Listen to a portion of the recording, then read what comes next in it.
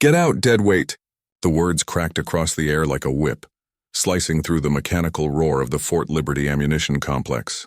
Sergeant Miguel Rodriguez's voice was sharp enough to halt conversation, his finger leveled like a loaded weapon at a woman barely 5 feet tall and already too old, in his opinion, to be working in a place like this.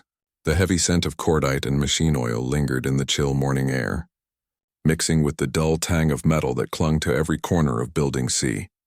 It was 6:05 a.m., and another long day at Quality Control Station 7 had just turned personal. Before we get started, be sure to subscribe to Courage and Honor, Veterans TV channel, so you never miss these fascinating tales of courage. And let us know in the comments where you're watching today.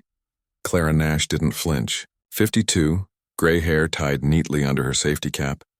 Her gloved hands clutched a worn clipboard like it was a shield. The tremor in her fingers made the pen tap against the checklist. Steady, rhythmic, deliberate. She had been called worse in her time. What mattered now wasn't his temper. It was the flicker of the autoclave gauge behind him, holding stubbornly at 200 psi, one small misstep from catastrophe. From the observation deck above, Colonel Robert Morrison observed the scene through reinforced glass. His weathered expression was unreadable, though his eyes narrowed slightly.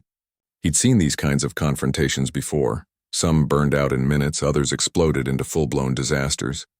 Down below, the plant hummed with life, conveyor belts clattering, pneumatic presses exhaling bursts of steam, each motion calibrated to feed the relentless demand of military supply lines that never slept. "Ma'am, step away from the explosives," Rodriguez barked again, his voice amplified by the cavernous room. "This is precision work. One mistake from those shaky hands and we're all decoration on the concrete." Laughter rippled through the crew. Private Ben Jackson, fresh from EOD school and still high on adrenaline and inexperience, smirked at his workstation. Staff Sergeant Kim, Rodriguez's right-hand man, didn't laugh, but the faint curl of his lip spoke volumes. To them, Clara Nash wasn't a professional. She was a civilian, a relic, someone who didn't belong among soldiers trained to play dice with death. Clara said nothing. She simply adjusted her clipboard, her posture straightening with quiet dignity.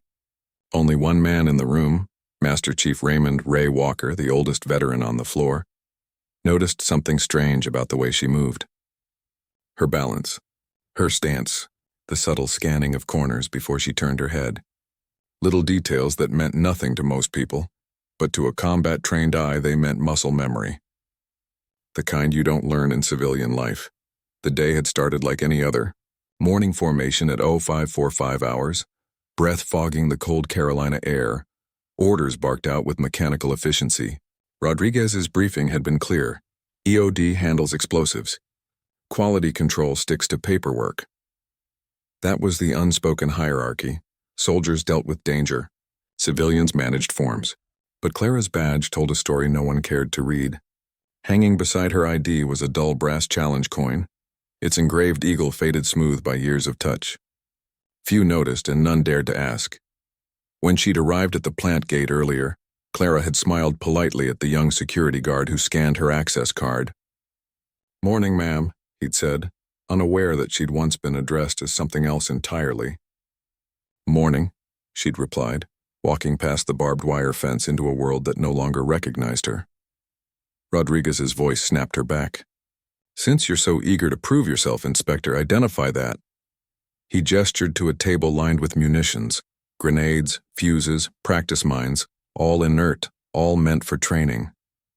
The air thickened with anticipation as workers began to gather. Everyone loved a show. Clara approached slowly, her fingers twitching near her sides, but her eyes, sharp, analytical, scanning every detail. "M67 fragmentation grenade. Inert training model," she murmured. "M18A1 Claymore practice version, dummy charge, C4 compound. Stable at current humidity and temperature." Rodriguez's smirk faltered. The identifications were exact. "Too exact. Anyone can read labels, lady," he said gruffly. "You gonna tell us the humidity next?"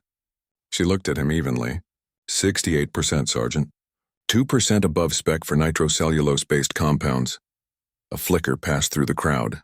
The EOD officers exchanged uncertain looks. Rodriguez's jaw tightened. "Lucky guess," Kim muttered, but his tone wasn't as sure as before. From his perch, Colonel Morrison leaned slightly forward. He'd heard that tone before, the moment when mockery started to sound like fear. He made a mental note. This woman, with the trembling hands and haunted calm, might not be what her file claimed. Paperwork only, Inspector. Rodriguez snapped finally, unwilling to cede ground. We handle the live stuff.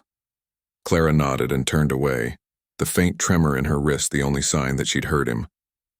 As she moved through her inspection checklist, each notation was exact: pressure readings, temperature, timestamps, written with the patience of someone who knew that one unchecked box could mean an obituary. Around her, the factory kept breathing, metallic, rhythmic, alive. Steam hissed, steel clanked, pistons pulsed in perfect mechanical heartbeats, and yet for reasons no one could name, the air felt tense. Like the moment before detonation, Colonel Morrison closed his notebook. Something told him this quiet, trembling inspector was about to change everything.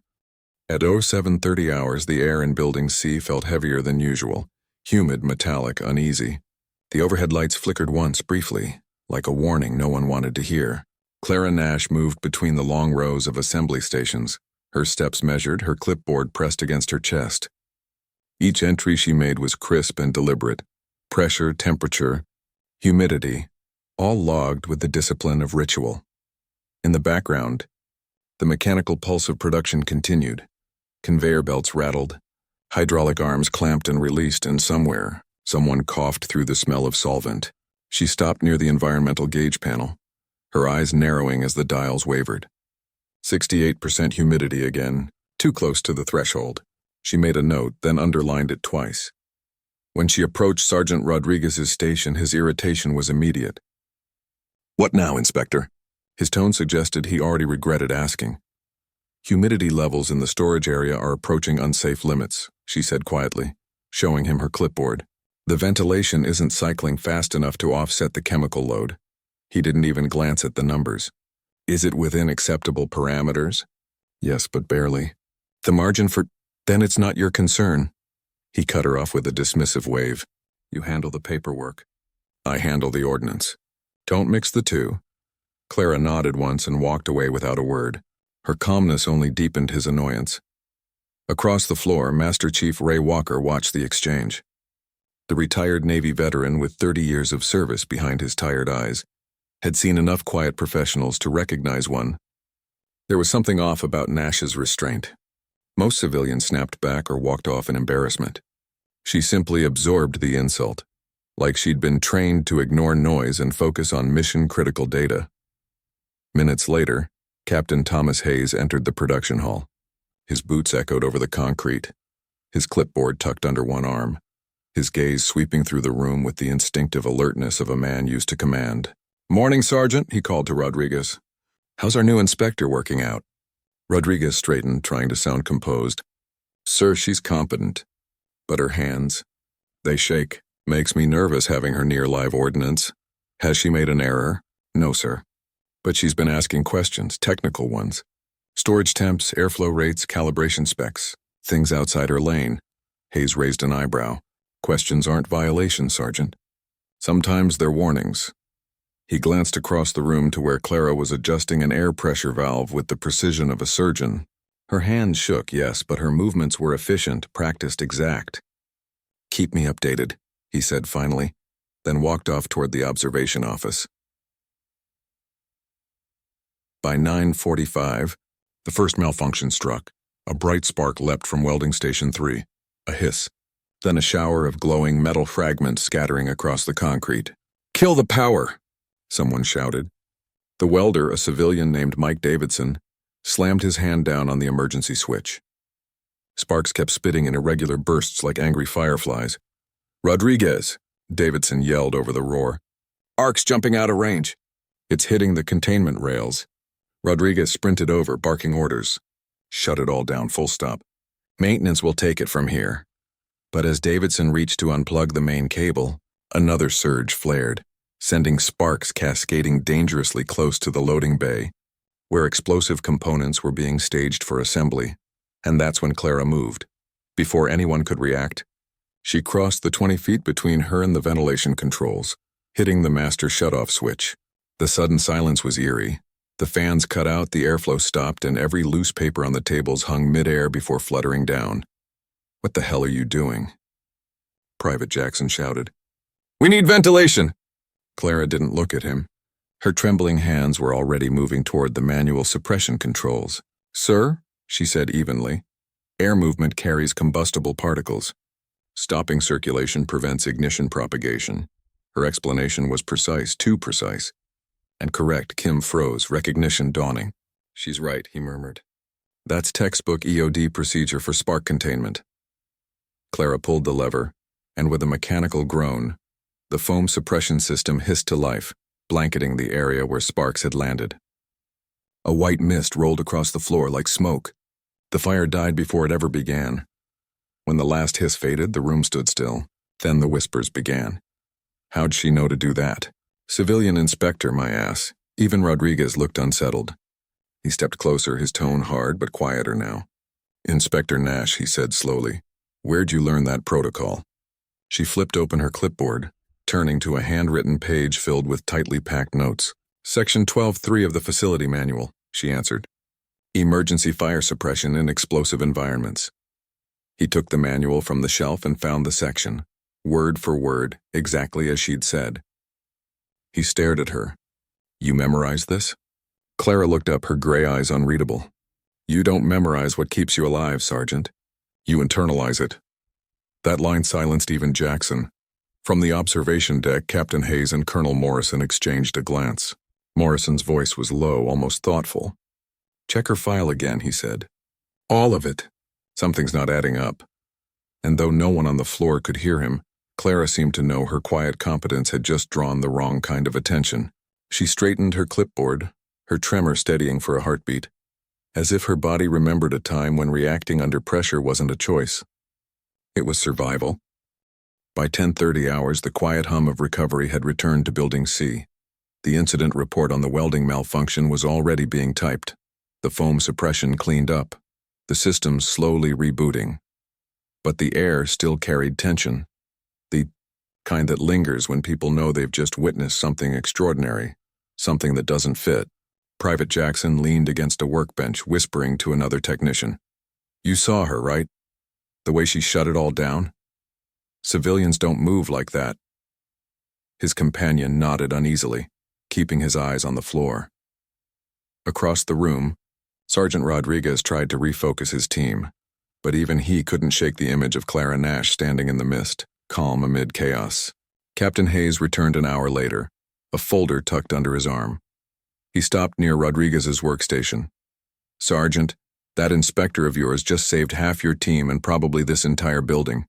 Tell me again, where did she say she worked before Fort Liberty?" Rodriguez hesitated. "Sir, her file lists administrative positions with defense contractors, civilian sector only." "Then explain how a civilian inspector just quoted emergency protocol by section number and sequence." Hayes flipped open the file, scanning it quickly. "Standard background check. No criminal record. 6 months on base, but..." He frowned. "There are gaps here. Years that don't show any employment history." Rodriguez shifted uncomfortably. "Could just be bad documentation." Hayes shook his head. "Not this bad. Keep an eye on her." Meanwhile, Clara continued her inspections like nothing had happened. Her movements were slower now, deliberate, as if each step carried memory.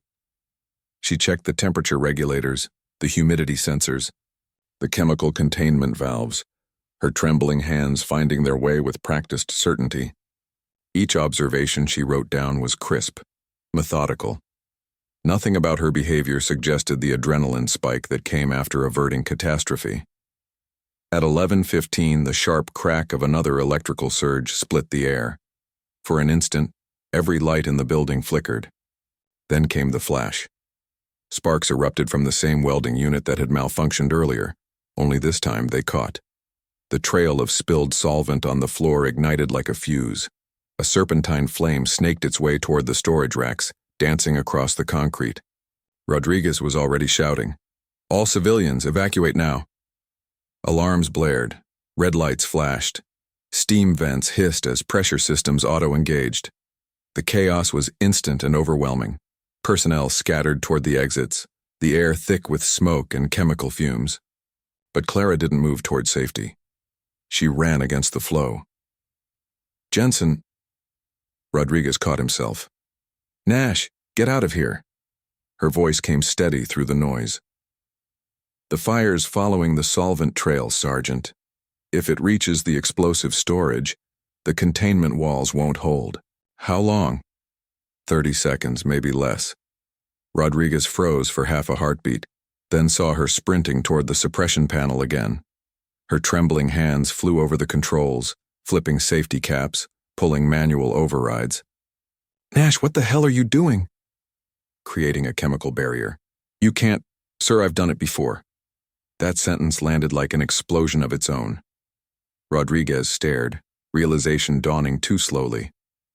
Before he could stop her, the foam system erupted to life again, flooding the floor in thick white plumes. Clara moved with terrifying efficiency, activating sections in a precise sequence that forced the foam to expand outward, cutting off the fire's advance while leaving open escape corridors for the remaining personnel. Staff Sergeant Kim joined her, coughing through the smoke. "She's buying us time." The suppressant met the flame just shy of the explosive racks. Steam billowed as the chemical reaction smothered the fire into submission. The hiss turned to silence. For a long second, no one moved. Then, an explosion. It wasn't large, but it was enough. The earlier malfunction had weakened a nearby gas line, and now it burst, sending a shockwave across the factory. Concrete dust filled the air. A support beam cracked audibly overhead. "Get them out," Rodriguez roared. "Now." The structure groaned, a sound older than metal should ever make. Clara stood near the emergency panel, foam and soot coating her safety vest. She looked up at the ceiling, studying the fractures spreading along the main support. "Sir, the front entrance is compromised," she said, her voice barely audible over the alarms. "We've got minutes before collapse." Rodriguez ran to her side, shouting into his radio. "Fort Liberty Emergency Ops, this is Building C. We have fire suppression engaged but potential structural failure. Request immediate response, full team." The reply crackled through static. "Copy Building C, fire response en route, ETA 8 minutes, confirm personnel count." Rodriguez turned, but Clara was already doing it. Clipboard in hand, she was counting heads, scanning through smoke, checking every corner with the efficiency of a field commander. "Most civilians are out," she said, her tone calm and clipped. "EOD specialists still securing ordnance. We have wounded near the east corridor." Rodriguez stared at her, chest heaving. "You should be gone." Clara looked back, her expression steady despite the dust streaking her face. "Not yet. Not until everyone else is." Above them, a section of ceiling gave way with a thunderous crash. The shock threw Clara and Rodriguez to the ground. Debris rained down. Metal, wires, insulation. When the smoke cleared, Rodriguez tried to push himself up, but a steel beam had pinned him to the concrete. Pain shot through his ribs as he struggled. "Nash," he coughed. "Get out. Building's going down." Clara's silhouette appeared through the haze. Her hands shook, but her movements were calm, deliberate. She crouched beside him, inspecting the beam like an engineer calculating angles. "Sir, I can get you free, but you have to stay still." "Don't trust me." He froze, not because he believed her, but because her voice didn't belong to a trembling civilian anymore. It carried authority, command, the tone of someone who'd been here before, who knew exactly how long before things went from bad to fatal. She jammed a metal rod beneath the beam, using fallen debris to create leverage. Her breathing was controlled, the rhythm of someone who'd trained her body to ignore pain and fear. "On 3, she said. 1, 2, 3. The beam lifted. Just enough. Rodriguez slid out, gasping. Clara lowered the beam gently, avoiding a secondary collapse. He looked up at her, dazed. "Who the hell are you?" She met his eyes, gray and steady through the haze. "Right now, Sergeant," she said softly. "I'm the person who's going to get you home." And then she was moving again, toward the screams echoing from deeper in the wreckage where others were still trapped. The air inside Building C was thick with smoke and pulverized concrete. Red strobes flickered across twisted beams, casting ghostly shadows over the wreckage.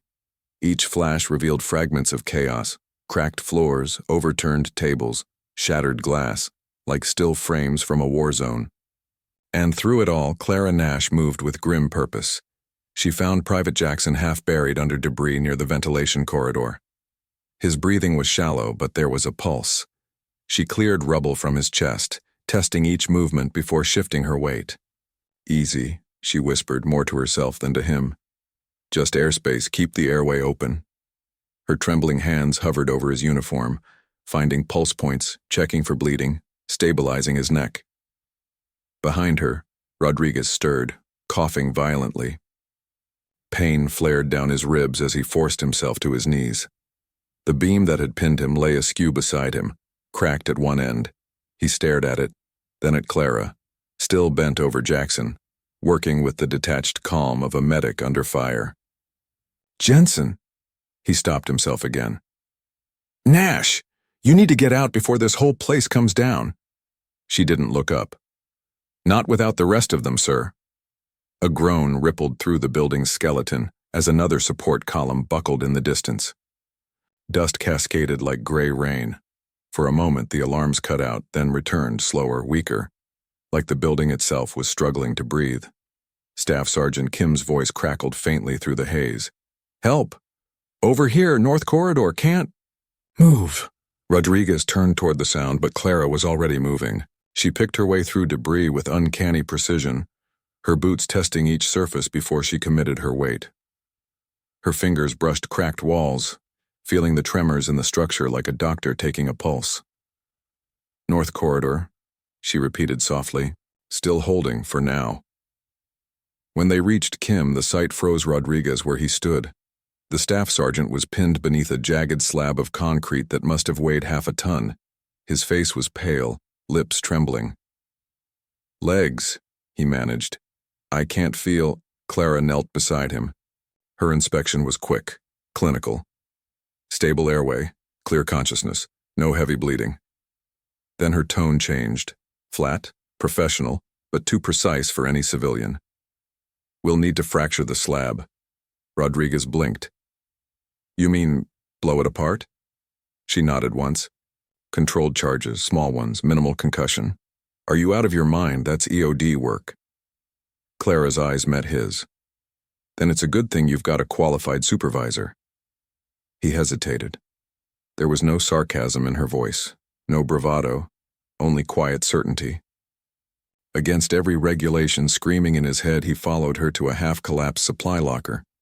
Inside, she located the portable demolition kit, small charges, detonators, firing wire. She handled each component like an old friend. "Nash," Rodriguez said carefully. "Where'd you learn this?" "Read the manual," she answered. He almost laughed, but the expression on her face stopped him. This wasn't bluffing. It was memory. Deep, instinctive memory. She crawled back to Kim's position, marking points on the slab with a piece of chalk she'd pulled from her pocket. "Stress lines here, here, and here," she murmured. "If we fracture at these points, the debris will shift outward instead of down. He won't get crushed." Rodriguez crouched beside her, still skeptical but now unwilling to argue. Together, they placed the charges, threading the wire along a safer path behind a reinforced beam.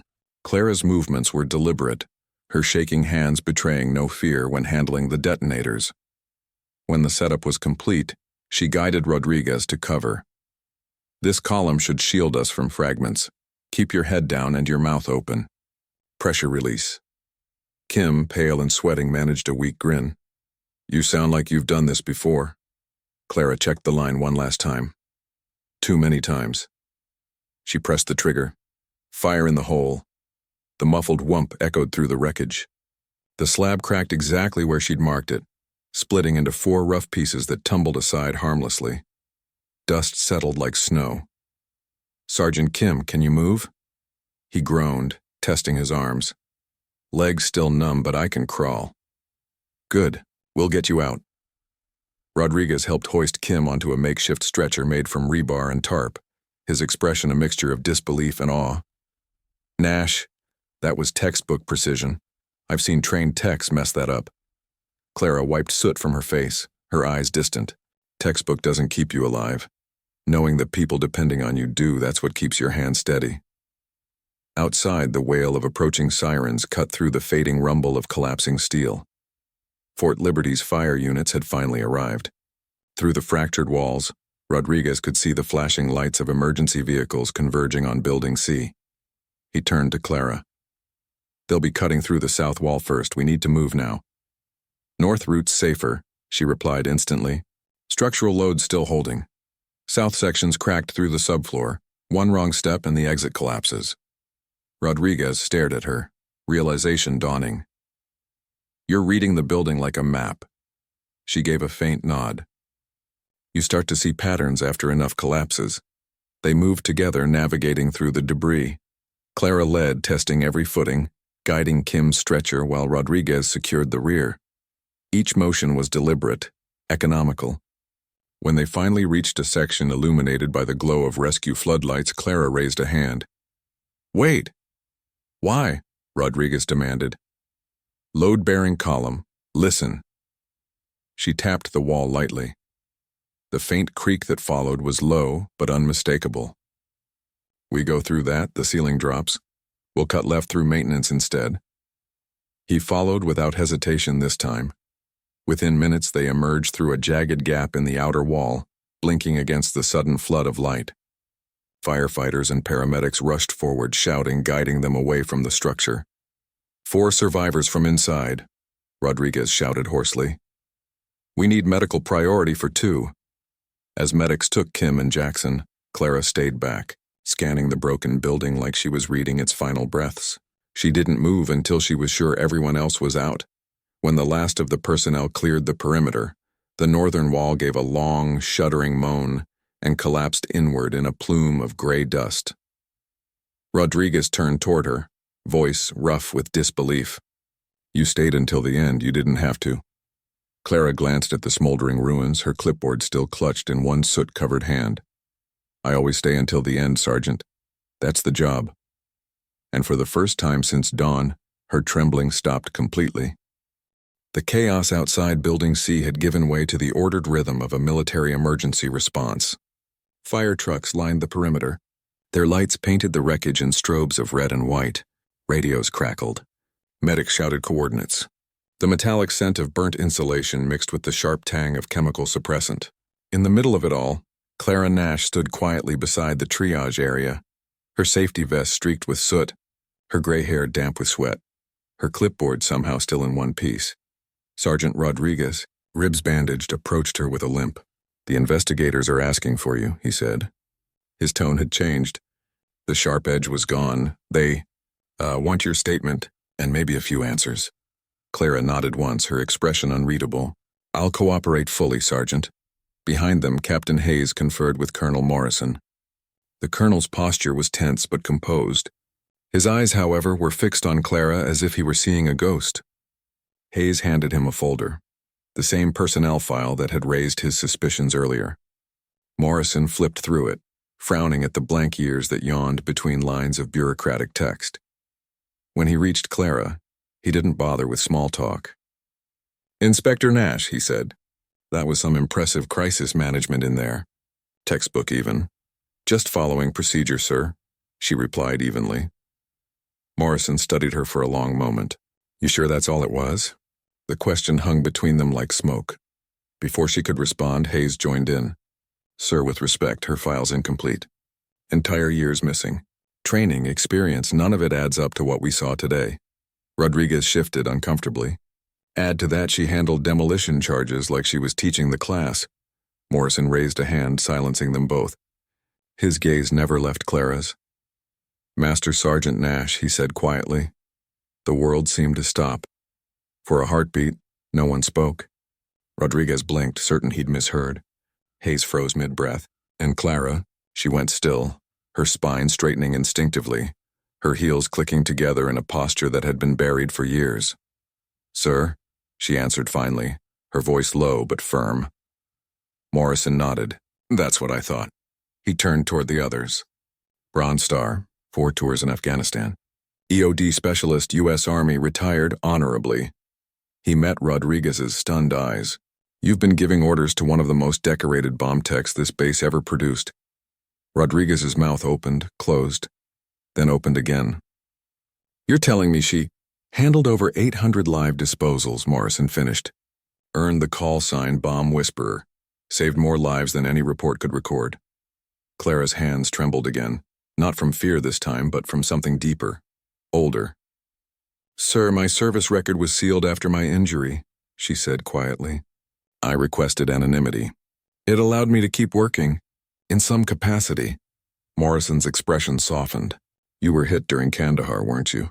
That last IED blast. Yes, sir. She flexed her gloved fingers unconsciously. Nerve trauma. Shrapnel through the wrist and shoulder. They said I'd never have steady hands again. Rodriguez stared at her, realization settling heavily. That's why you shake, he said softly. She nodded. And why I stopped wearing a uniform. People expect too much when they see medals. It's easier to let them see fragility instead of failure. Hayes looked at her clipboard, the same one she'd carried through the fire. You didn't fail anyone today, ma'am. Clara gave a small, tired smile. No one fails when the mission's simple, keep them alive. Morrison stepped closer, lowering his voice. Fort Liberty's going to know your name again, Master Sergeant. You saved an entire building's worth of personnel. With respect, sir, she replied. I'd rather they just fix the ventilation system and tighten humidity control. That'll save more lives than my story ever will. Rodriguez managed a faint grin through the pain. You know, we called you dead weight this morning. Clara's gaze softened. Then you learned something about weight distribution, didn't you? He chuckled, wincing from his bandages. Ma'am, yes, we did. The medics finished clearing the last of the wounded. The building still smoldered behind them, its twisted frame catching the fading afternoon light. In that glow, Morrison extended his hand. We're reinstating your advisory status, Master Sergeant Nash. Fort Liberty could use someone who remembers what competence looks like. Clara hesitated, then shook his hand. As long as I can stay out of the spotlight. No promises, Morrison said. Smiling faintly, Rodriguez watched her, finally understanding what he'd missed all along. That courage didn't always look steady and strength didn't always roar. Sometimes it trembled quietly but never broke. As the sirens faded and dusk crept over the base, Clara looked toward the distant flagpole where the stars and stripes fluttered against a bruised sky. A medic handed her a fresh canteen. She took a slow sip, eyes thoughtful. Sergeant, she said softly to Rodriguez. People think soldiers stop serving when the uniform comes off. They don't realize some of us just find quieter battlefields, he nodded, voice rough. And some of us are lucky enough to fight beside you. For the first time that day, Clara smiled, small, real, unguarded. Then let's make sure they all get home safe next time. She turned back toward the wreckage, clipboard in hand, already jotting notes about containment protocols, airflow efficiency, and chemical ratios. Around her, the base resumed its rhythm, the sound of hammers, voices, engines. The world moved on. But somewhere deep inside Fort Liberty's charred shell, the echo of her calm command still lingered, proof that true service never ends. It only changes shape. And as the camera slowly pulled back through the smoke, her voice, quiet and steady now, carried over the closing shot. Sometimes the bravest hands are the ones that still shake. Before you go, remember to subscribe to Courage and Honor, Veterans TV, so you never miss stories like this one. And tell us in the comments where you're watching from, because every veteran story deserves to be heard.